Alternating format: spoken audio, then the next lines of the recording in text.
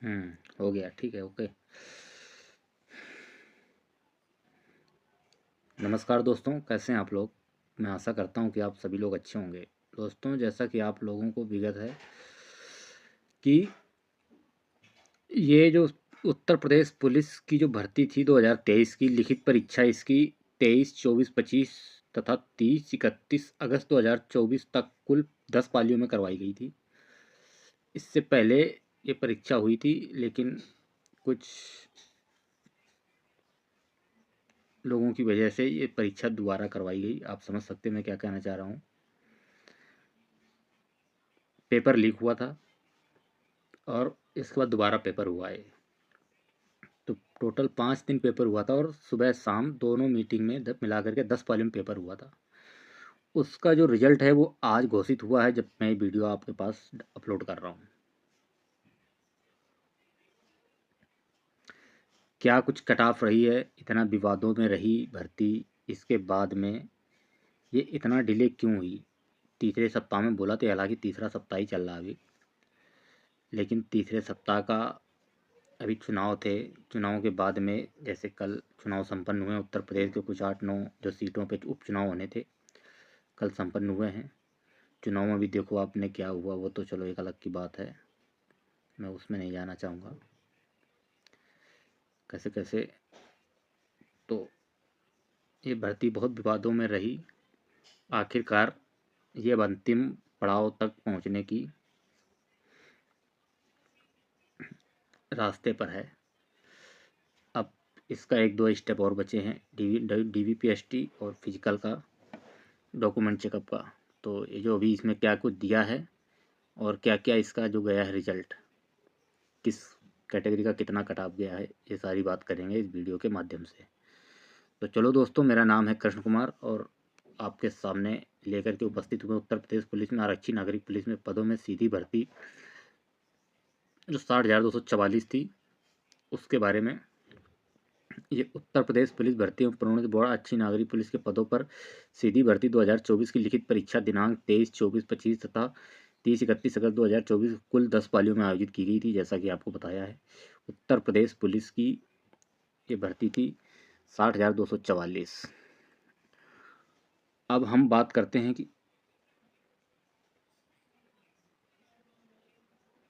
उक्त point number 2, उक्त भर्ती लिखित परीक्षा के प्रश्न पत्रों तथा उत्तर कुंजी पर समस्त स्रोतों से प्राप्त समस्त आपत्तियों पर गहन विचार किया गया तथा आवश्यकता अनुसार विषय विशेषज्ञों के एकाधिक पैनल के अभिमत भी प्राप्त किए गए। उपरोक्त कार्यवाही के अवलोकन में सभी आवश्यक संशोधन बोर्ड की वेबसाइट UPPRB पर परिणाम के लिंक में उपलब्ध हैं। अभ्यर्थी बोर्ड की वेबसाइट पर उपलब्ध संशोधित कुंजी अपने उत्तर पत्रांक का मिलान कर सकते हैं। आरक्षी नागरिक पुलिस के पदों पर सीधी भर्ती, पॉइंट नंबर 3, मतलब इसी वेबसाइट पर ये पड़ी हुई है उत्तर कुंजी, उस पर आप मिलान कर सकते हैं। ये सेकंड पॉइंट कह रहा है। तीसरा पॉइंट जो है,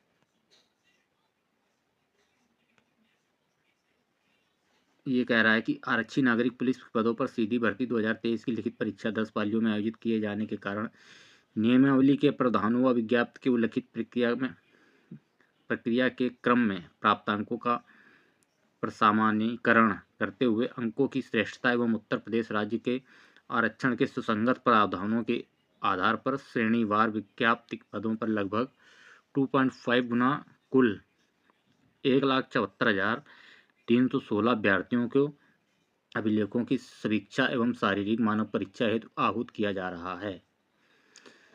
तो आप 2.5 गुना बच्चे बुलाए गए हैं, उसमें 2.5 गुना में जो उनकी कैलकुलेशन बैठ रही है वो 1,74,316 अभ्यर्थी बैठ रहे हैं, जो ये लेटर बता रहे हैं। परीक्षा हेतु आहूत किया जा रहा है, इसमें समान कट ऑफ अंक पाने वाले सभी अभ्यर्थियों को सम्मिलित किया गया है।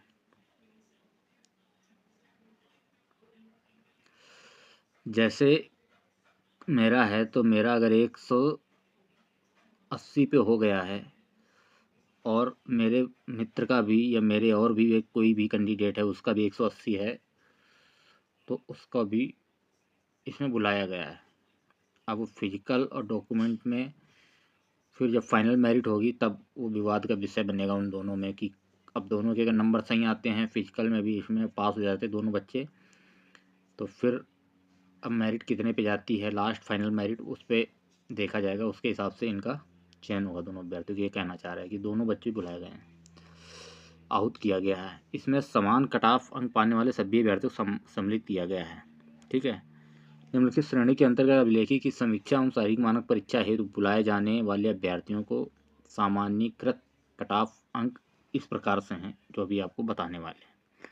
तो कट ऑफ किसकी कितनी गई है, किस श्रेणी की, इस विषय पर ये वीडियो थी जो कि आपको पूरा ऊपर से एक पॉइंट पॉइंट आपको समझाते हुए आ रहे हैं। जो आपका अभी ये वाला जो है, इस पर आपने इसका ले लेना स्क्रीनशॉट, या कहोगे तो इसका मैं लिंक भी डिस्क्रिप्शन में डाल दूंगा, वहाँ से डाउनलोड कर सकते हैं। तो लंबवत श्रेणी जो है अनारक्षित की है, आर्थिक रूप से कमजोर वर्ग की है, अन्य पिछड़ा वर्ग की है।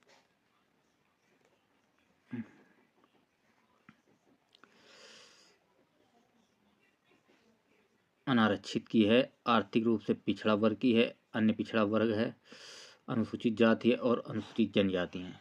ये मेल कैंडिडेट हैं। ठीक है, मेल एंड फीमेल। ठीक है।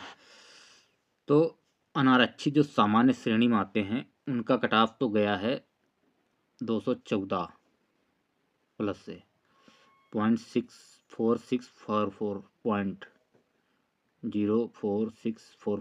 ठीक है। आर्थिक रूप से कमजोर वर्ग के जो श्रेणी के उम्मीदवार हैं उनका 187.31758 कट ऑफ गई है। अन्य पिछड़ा वर्ग के लोगों का गया है 198, अनुसूचित जाति का गया है 178,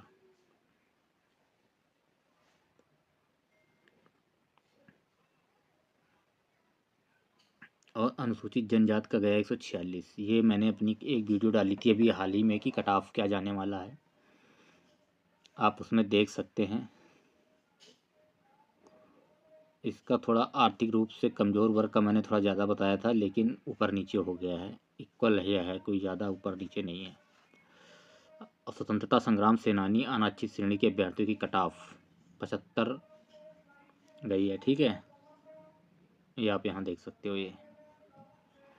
और भूतपूर्व सैनिकों की कट ऑफ कहाँ कितनी गई है,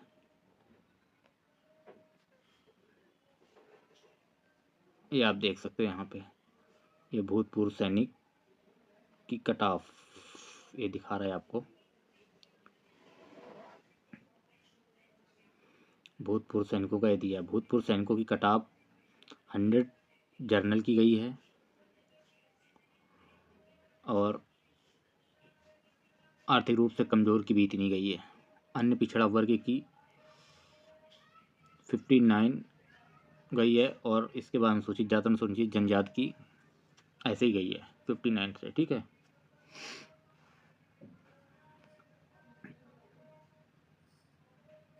स्वतंत्रता संग्राम की बता दी 75। तो एक्स सर्विसमैन की ज़्यादा गई है, इसका जाने का कारण भी हम आपको बताएंगे बाद में, इतनी ज़्यादा क्यों गई है इनकी एक्स सर्विसमैन की। और ये 59 गई है अन्य पिछड़ा वर्ग की। ठीक है। होमगार्ड श्रेणी के अंतर्गत की कट ऑफ का दिया ही नहीं गया है कितनी क्या गई है। महिला श्रेणी के अभ्यर्थियों की कट ऑफ ये आप देख पा रहे होंगे। अनारक्षित और आर्थिक रूप से कमज़ोर वर्गों की है 203 से 180। अन्य पिछड़ा वर्ग की है 189। अनुसूचित जाति का है, ये आप यहाँ पे देख पा रहे होंगे। ठीक है, अनुसूचित जाति का 169। अनुसूचित जनजाति का है 136। ये महिला वर्ग की है। ठीक है, ये महिलाओं की कट ऑफ है। तो ये आप लोगों की कट ऑफ गई है। ठीक है, थोड़ी सी कट ऑफ पिछली अपेक्षा थोड़ी सी ज़्यादा लग रही है। अब इसमें बात करते हैं कि कब क्या आपको करवाया जाएगा डॉक्यूमेंट वेरिफिकेशन के लिए। अभी भी आपके पास 1 महीने का समय बचा हुआ है। तो अब क्या क्या कौन कौन से डॉक्यूमेंट आपको लेके जाने हैं, इस पर आपको बात करते हैं। यदि अभिलेखों की समीक्षा एवं शारीरिक मानक परीक्षण DVPST में प्रत्येक श्रेणी में अपेक्षित संख्या में अभ्यर्थी सफल नहीं होते हैं तो मेरिट के आधार पर अतिरिक्त अभ्यर्थियों को DVPST हेतु बुलाया जाएगा। समझ रहे हो? यदि अभिलेखों की समीक्षा एवं शारीरिक मानक परीक्षण DVPST में प्रत्येक श्रेणी में अपेक्षित संख्या में अभ्यर्थी सफल नहीं होते हैं तो मेरिट के आधार पर अतिरिक्त अभ्यर्थियों को DVPST हेतु बुलाया जाएगा। ठीक है। 5वां पॉइंट, उपरोक्त जो बुलाए गए अभ्यर्थियों के अभिलेखों की समीक्षा एवं शारीरिक मानक परीक्षण DVPST की कार्यवाही माह दिसंबर 2024 के तृतीय सप्ताह में आयोजित किया जाना प्रस्तावित किया गया है। इसके लिए स्थान, तिथि एवं नियम समय विवृत सूचना बोर्ड की वेबसाइट UPPRB पर शीघ्र प्रदर्शित कर दी जाएगी। तो आपने उसको चेक करते रहना। जो बच्चों का सिलेक्शन हुआ है वो बच्चे कब देखना, आपकी दिसंबर माह के तृतीय सप्ताह में। ये आपको पॉइंट नोट रखना है। मेरे हिसाब से तो स्क्रीनशॉट ले के रख लेना। ठीक है। तृतीय सप्ताह में DVPST हेतु। ठीक है। अच्छा, दक्षता परीक्षा, शारीरिक मानक परीक्षा, ये जनवरी के तीसरे सप्ताह में होना तय है। जनवरी तो अभी पहले डॉक्यूमेंट चेक होंगे, फिर आपका फिजिकल होगा। तो अपने डॉक्यूमेंट संभाल के एक जगह रख दो, क्या क्या चाहिए। आयोजित किया जाना प्रस्तावित है। ठीक है। और जनवरी में आपका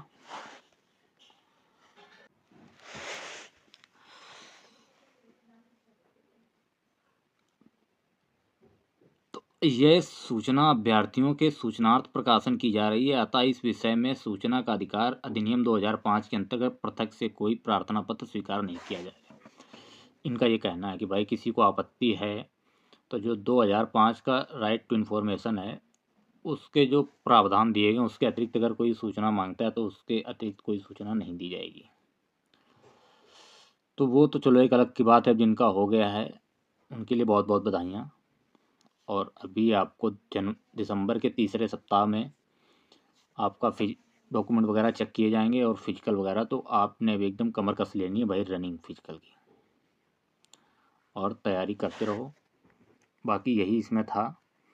और यदि कोई अधिक जानकारी मिलेगी, जैसे ही कब है क्या है, जैसे इसकी कोई सूचना आती है कि कब इसका कितनी डेट मिली है, कहाँ पे किसका होना है, तो ये मैं आपको तुरंत वीडियो वेबसाइट पे इसी यूट्यूब चैनल पर डालता रहता हूँ।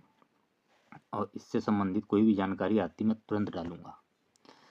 तो जो भाई लोग अपने चैनल पर नए हैं, चैनल को सब्सक्राइब करके बेल आइकन को हिट कर लें ताकि जॉब से और इन्फॉर्मेशन वाली वीडियो आप तक तुरंत पहुंच सके। तो मिलते हैं एक नई जानकारी के साथ में। जय हिंद, जय भारत। और एक बार फिर रिक्वेस्ट कि चैनल को जरूर सब्सक्राइब कर लें। हंसी मजाक वाली तो वीडियो मैं देखता हूँ दोस्तों, बहुत लोग लाइक और उनके व्यूवर्स और ये बहुत बढ़ते हैं, लेकिन दुर्भाग्य हमारे देश का कि नौजवान पीढ़ियाँ हैं हमारे देश की, वो क्या देखना पसंद करती है। वो ये चीज़ इन्फॉर्मेशन वाली चीज़ों पे कमेंट और लाइक और तुम्हारा शेयर सब्सक्राइब नहीं करेंगे। हंसी मजाक वाली वीडियो पे शेयर कमेंट दुनिया भर भर के आते रहेंगे। तो ये थोड़ा विचार करना। और शुभकामनाएं हमारी आपके साथ में। जय हिंद, जय भारत।